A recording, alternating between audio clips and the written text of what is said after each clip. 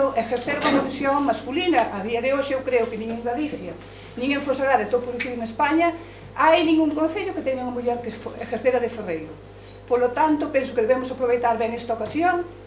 Ela é un libro viviente, e ver que conta e sabe contar moi ben. Cando Xusta entrou na rede dos ferreiros do museo, os ferreiros homes quixeron saber se Xusta era ferreira.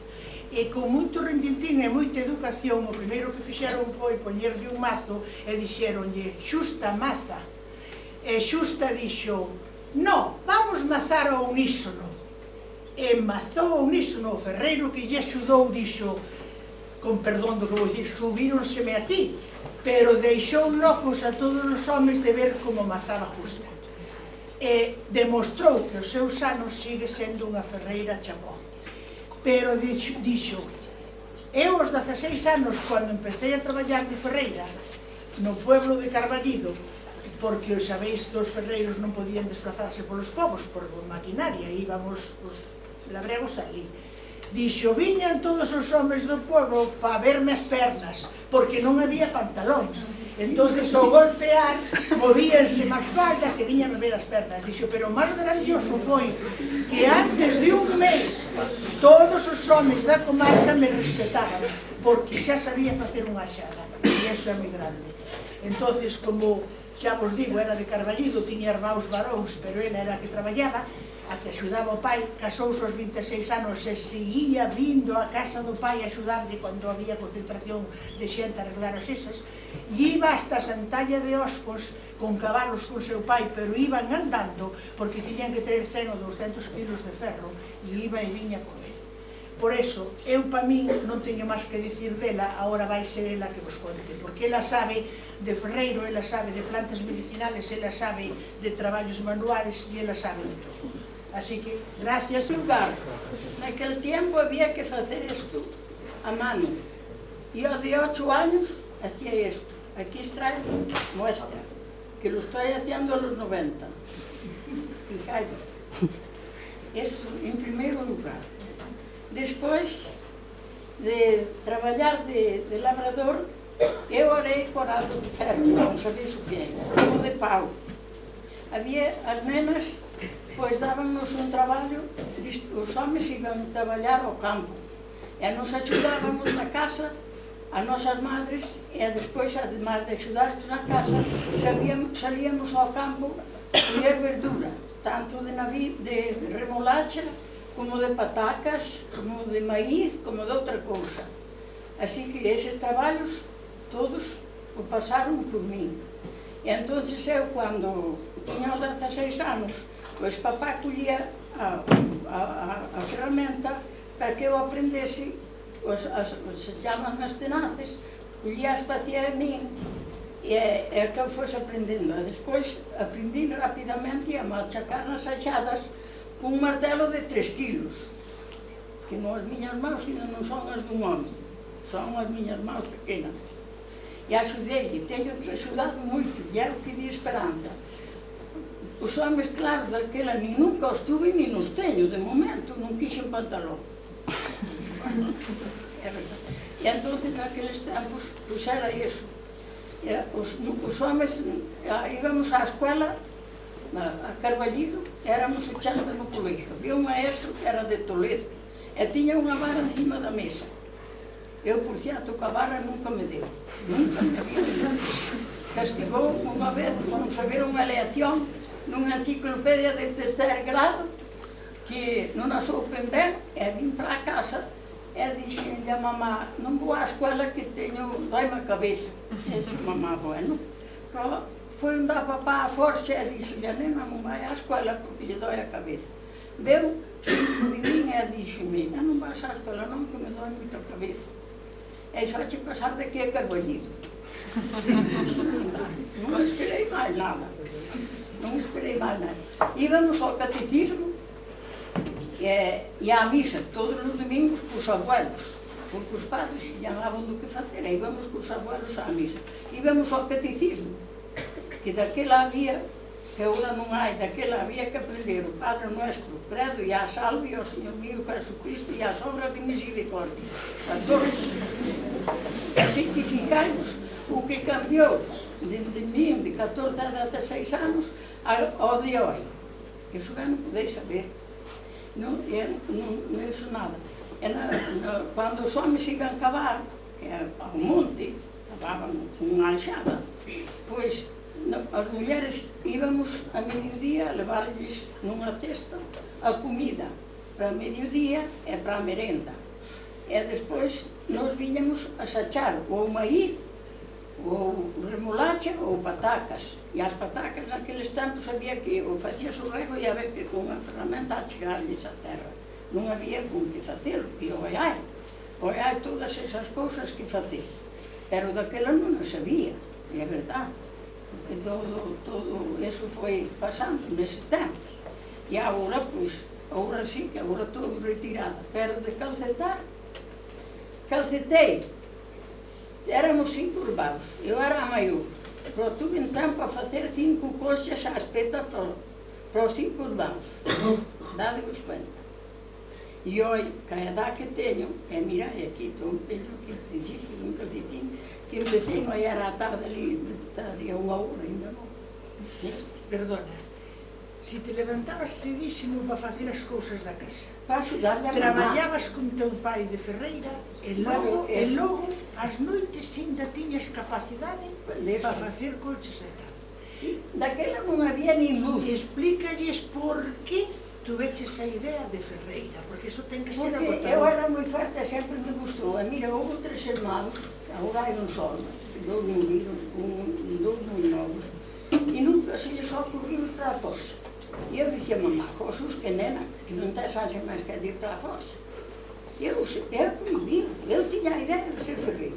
O día que vim aí con o Oliverio, que puxo de 2 dedos iría, e ela dixo, bueno, tens que mazar aqui. E ela dixo, ai, non sei se te quitarei o focinho. Foi assim. Foi verdade. Sim, porque podia lhe dar um focinho a quitar. Neste puxo-me assim. Passaram 62 anos sin agarrar o martelo, Puxo así, bien. Puxo-me así, é igual. Quedou logo. A verdade é tanta. Non é por chufalo que non sabe o Oliverio a todo isso. Quedou logo. E estes días que tuve en Canora, que me podia sentar no sillón, ela dixo, non tens por aí algo de lama? Dixo, foi-me comprar lá atrás da Ribadeo. Porque feitos calcetines destes que era o que se gastaba antes, que non había outra cousa de poñer nos pés, había que fazer isto.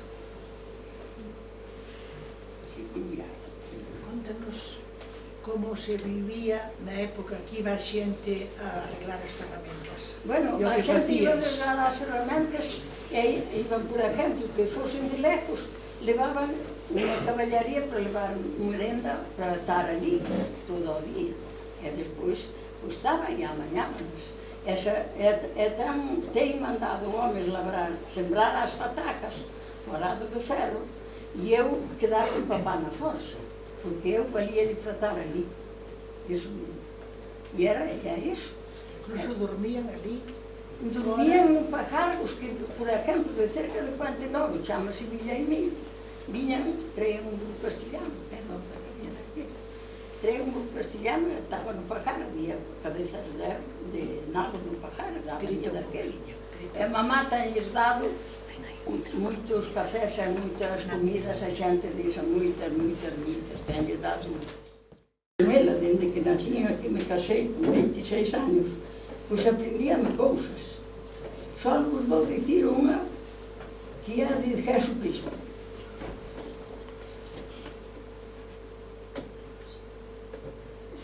Padre nuestro mayor, sangre de nuestro Señor, angelitos van al cielo, todos van en procesión. San Pedro lleva la cruz y San Juan lleva el pendón. Debajo de aquel pendón va un monumento armado. Debajo de aquel monumento va Jesucristo clavado, atado de pies y manos, herido por los costados. La sangre que de él caía en el cáliz sagrado. El hombre que la viviera sería bienaventurado. Neste mundo será rei e no outro coronado. O que sabe non a dice e o que oi non a aprende. El día de gran juicio verá que quando lhe pide.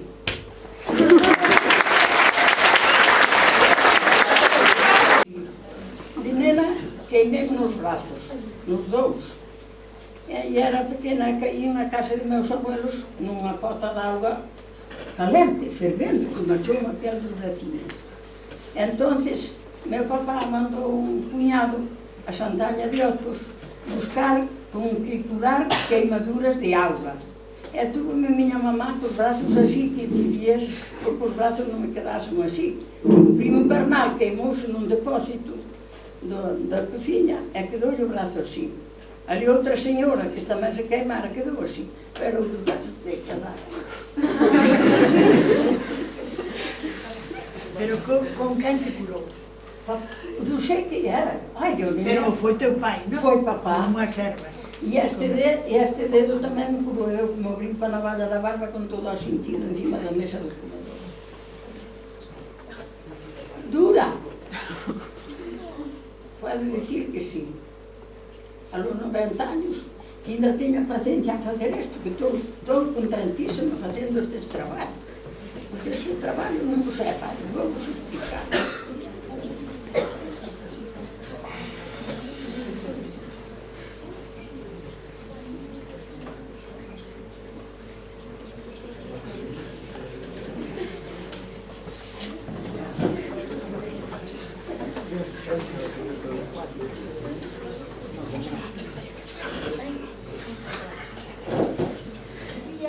Muller máis que intentaba traballar na forja. Bueno, eu tiña tías que na vida, que son medias irmás de miña mãe, axudaban a facer os clavos das madreñas. Pero daquela había que andar nelas. Había que ir á leña, había que ir ao molido, e había que ir a esas cousas. E sempre as mulleres dalas forquetadas e os homens estaban nos carros, que era aquilo, para iso. Eu toda a vida. Pero era porque elas lles gustaba como a ti ou era por necesidade? Non, é por axudar a facer moitos clavos. Por axudar a facer os clavos para as zopas, que daquela ben sabes que eran. É que esta muller se impuxo a todos os homens da comarca e seguiu, e non lle importou, e seguiu traballando de ferreira hasta que lles demostrou que tiña... É despois de labradora, antes igual. E facía o da casa, e facía as coches, e facía todo, exactamente. É xusta, foiche moi difícil botar noivo, así sendo traballando de ferreira. Foiche moi difícil botar noivo, falando de... Porque traballando así de ferreira, ao millón... Pero fui de estar en bons sitios e non tuve porque non quixo. A verdade é tal. E que che dicían os rapaces cando falaban contigo? Dicían algo de ser ferreiro? Sei un que mejor. Pregúntache, Gloria, que che dicían os rapaces cando te iban a ligar? Eso, que sabían que traballabas de ferreira, que che É dicían? que non quería ser verdade que tiña tempo de casarme. Tiña 26 anos cando me casei. Teríanche medo, como E na ferraría facíades pola días? Naquela época iban te ver os mozos de noite cando quedabas preparando o traballo do día De seguinte? noite había un gaiteiro ali que ainda non morreu, un gaiteiro que viña a tocar a gaita ali ao pueblo, que había un sitio de que xogaban os bolos, os nenos, e ali aquel día non se xogaban, xuntábamos porque daquela había moitas nenas nos pueblos, e entonces tocaba a gaita e viñan e ao escurecer xa marchaban, eles para a súa casa e nos para a nosa. Despois había un chaval no pueblo que facían uns juegos de mazás, compraban uns sacados de mazás e vendíasche por kilos, un kilo de mazás, e compraban, e chamábamos un gaiteiro e estábamos ali e iban con nosas abuelas, porque eu de noite tuve sempre moito medo que me comese. Os lobos, non? Entón, iba a miña abuela comigo, que me aprendeu todo isto que estou dicindo. Iba comigo, dicía, eu é madriña, era madriña e abuela. Dicía, eu é madriña, ven comigo, sí, niña, sí, vou contigo, pero que tu oído, e iba comigo, e cantábamos hasta, se eran as 2 da mañá, eran as 2 da mañá, ou se eran as 3, eran as 3. E eso, e facían aqueles juegos de noce no pueblo, que había unha casa que tiña moito local para bailar, E ali nos xuntábamos, era a nosa juventud. Pero non vos deixaban ir logo solas a pola vila? As mulleres ibades sempre acompañadas de alguén? Ai, non, cando era... Eu nunca fui sola, que sempre tuve moito medo. Non, eu as outras non sei, pero non. E despois, pois, as mallegas eran distinto da hora. Facías uns morros daqueles mollos que se chamaban, e mallábase, e despois as mulleres collían pola palla, e un home sacaba a grade baixo da máquina, e os homens se arreaban na pra palleira, e era así, daquela era eso, todo eso, non era como agora que hai todas as cousas modernas, daquela habías todas desa maneira. Pero eu, naqueles anos, despois de todo, nós tivemos sempre de comer, e de beber, e de traballar. Íbamos a burreirar as burreiras no monte, e despois íbamos a estender a cinza. E eu había as nosas leiras e as dun vecino eran iguales. E iba un chaval, tamén que había sido un tempo, morir tamén, era un tanque vivo. Empezábamos a burreir ao lado, e o outro, nunca me pude pasar ya. Nunca. Dije, ela, hai que condenar, como fará? Estáis vos cuenta o que están dicindo? Cando se cavaba o monte, cas axadas que ela facía, ao cavar o monte así con esa axada levantas un torrón grande. Pois esos torrós, nos carros pequeninos que hai no museo ao lado do carro de vacas, xuntábanse, facíase unha meda e plantábaselle lume. Sí. E está dicindo que ela competía co vecino a ver que burrueira había antes. Sí. Xa era competitiva hasta me nisso. ven empezando por este lado. Que cruz. Porque eso era o primeiro esterco que tiñan para depois votar e votar o... Manolo iba a dar 2 meses de inverno, escuela aos menos aquel pueblo, xuntábanse nunha casa, e entonces iban darlles escuela, iban á escuela ali, que nos donde somos ao colegio, pois, hai pouco, viñamos comer á casa, sempre, a mediodía viñamos comer á casa, que da cerca, pero éramos 80. E naqueles tempos, aunque castigasen, non calaban pola boca, había uns chavales que eran algo atravesados. Entonces, ponían de rodillas, encima de graus de maíz. Pero, non iban para a casa e dicirle a seus padres. Non iban dicirles. No, claro que non, porque levábamos outra. Eu quedei unha vez por unha lección. Certo que sí. Xa non a sabía, moi ben, e despois mandou o meu papá e máis.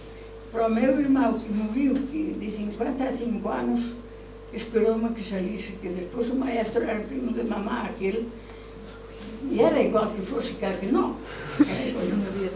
Tuve que acabar de aprender a lección ali no colegio, e meu irmão fora esperando por mí, esperou por mí, e disse, papá, que vos pasou? Non nos pasou nada, calando a boca. E disse, me tocou na vida máis que para aprender a dividir por 4 cifras, que fui aprender para a forxa. E disse, mas papá, non sabia por 3 para mí, non daba, porque a cabeza miña foi dura toda a vida. E disse, non sei ben aquí, acordo cerroso, cuidado, así, por tomar-lo para non me fiz falta máis. Deu má boa. Pero Que era para ti ir a escola, un premio ou un castigo? Daquela escola íbamos que podían, que non podían ir todos. Os que podían. E de noite, pagando elas do que se facían de jornal de día, porque os homens aínda iban á escola para saber firmar se iban á mili, pero as mulleres, en caso de necesidade, eran as que non pisaban unha escola. En Fonsagrada había moitísimas mulleres analfabetas que firmaban co dedo, isto non hai moito, Polo tanto, tedes que valorar moitísimo o que tedes hoxe. Seguro que justo se acorda cando de noite, tanto a xente maior do pobo que axudaba a aprender algo, o reunía e despois de traballar todito o día arreo, iban á escola de noite. E danos unha lección de vida de aprendizaxe. Polo tanto, tedes que valorar a escola. O meu marido, que para descanse, foi á escola de noite. O padre deste. Sí, señor, porque non día non podía. E ademais os maestros daquela tampouco cobraban. Eran os maestros de Ferrado, lle chamaba. Iban, era colegio, iban. Sí, sí. Pero iban de noite para aprender. Pois eles queixanse que son moitísimas horas a ver como van a estudiar desde que salen. ¿Cuál era el motivo? Meu padre quedou sin padre con 11 anos, Quedou 11 anos con 4 irmãos atrás. 4. E así. Padre de familia con 11 anos. Eso. Así Entonces, él que foi o que tirou. E escribía Unha maravilla. escribir en todo. Despois facía as trocas. Unha cousa que non fixo con unha vida. Bueno, facía as trocas, facía as cestas, facía as camas de carpinteiro, fixeron unha galería que había nos que nos deron a escola antes de haber o colegio no pueblo, fixo as mesas para os nenos da escola, axudou a facelas. Puñeron a luz, puñeron a eles, que non había naqueles tempos. E entonces foi un señor que trabajou como un perdido. Despois que non alzaba, non estamos ben nese caso, que eu son moi alborotado. Pero ele, igualito vesto. É dicir, tuvo que cuidar a seus irmãos con solo 11 anos. Despois iba á escola de noite. E o abuelo de 96 na cama. Pois veas como. Agora eu vou te dicir unha cosa. Muchísima xente no pueblo, moi unida. Verdade? Tanto, ademais, respetábase moito a xente maiores. Pero eran felices. Eu xa te digo, eu con miña madriña facía o que iba de mi marido.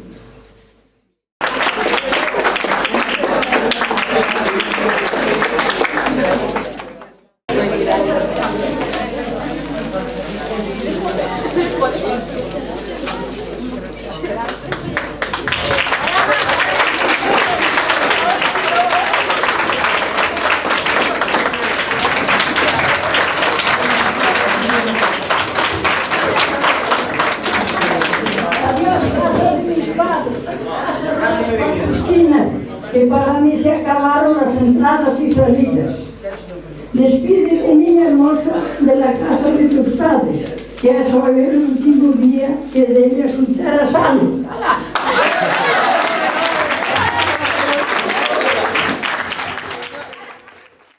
En nome de toda a comunidade educativa do IES Fontenalbei, agradecemos enormemente a presencia daqueles que se brindaron a dedicarnos algo do seu tempo, do que todos andamos escasos, e da aprendizaxe que podemos sacar do espírito emprendedor de justa e de esperanza, que eu penso que a esperanza tamén o día, en vez de ter 24 horas, ten 48.